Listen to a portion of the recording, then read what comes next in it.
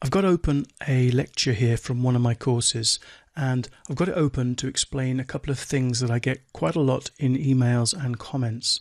Now, the first one is when you load up a lecture and you click on the play button, the lecture will start to play. I've just paused the video, but as you can see here, the video is a little bit blurry, and that's because by default the videos play in low definition. You can change that by clicking on the HD button down here to the right of this track bar. You've got the time of the video and you've got an HD button, and now you can see it's a lot clearer. Now, while we're talking about these buttons down here, you've also got this button here, which is a speaker button. If you click it and you see those volume lines to the right disappear, it means you've got it on mute. Click it again and then you can adjust the volume up and down. The other button you've got here is this one, which then makes the video full screen, which now takes you beyond the scope of the area that I'm recording. Okay, that's the first thing, the definition. You can change the definition by clicking on the HD.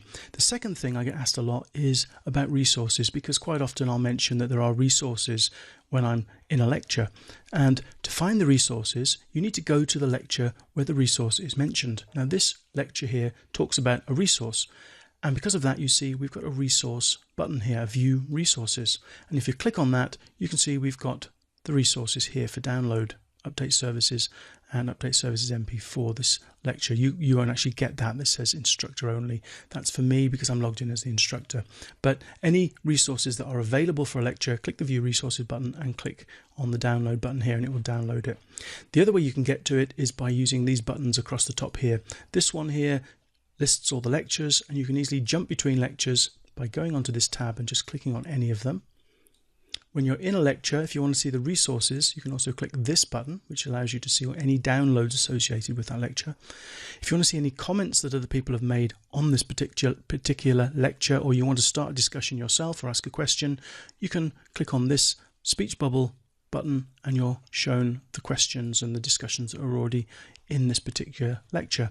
And if you want to make notes on any lectures, you've got room here on the fourth button. So that's a quick overview to getting the most out of your Udemy courses. I recommend that if you're on a good internet connection, you always click the HD button. And again, if there's resources mentioned, look for the view resources button or just click on the resource download button over on the right.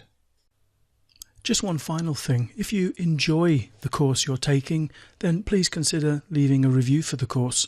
And you'll be able to find the review up here, and you'll see something slightly different there. I'm logged in as the author, and I can click on there to see the reviews other people have given, but I obviously can't give myself a review. But you should find a link up here to leave a review.